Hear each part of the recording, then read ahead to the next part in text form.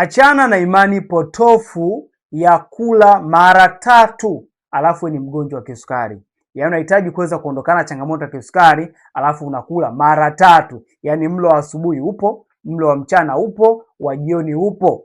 Na bado unahitaji kuweza kuondokana changamoto ya kisukari. Nikwambie tu ya kuwa unaweza ukajitibia sana bila kuweza kupata matokeo. Lakini shida tu pia sio tu kula mara 3, lakini pia unakula vitu gani? Unarundikiza vyakula kibao hatuwezi kuweza kuondokana changamoto ya kisukari. Ni kitu ambacho hakiwezekani. Ukweli ni kwamba kuna njia nzuri sana ambayo ukifuata itakusaidia. Kama utaamua kufunga kwa masaa kadhaa kwa wewe mgonjwa wa kisukari, itakurahisishia sana kuweza kudhibiti kiwango cha sukari, kwa sababu umeshakula sana. Yaani tokea una mwaka mmoja, tokea una mwaka 0 mpaka sasa hivi una miaka 30, miaka 40, umekula sana. Yaani umekula mpaka mwili wako umechakaa, insulini yako imechakaa, imepata resistance, kwa sababu wewe ulikuwa ni mtu wa kula sana. Sasa kwa nini usijinyime katika nyakati hizi ili kuhakikisha unaondokana changamoto ya kisukari? Hakikisha unafunga, na ufunge kwa utaratibu sahihi ambao utaelekezwa daktari wako. Kuna masaa kuweza kufunga, alafu baada ya hapo unakula. Ama ukishindwa kuweza kufunga,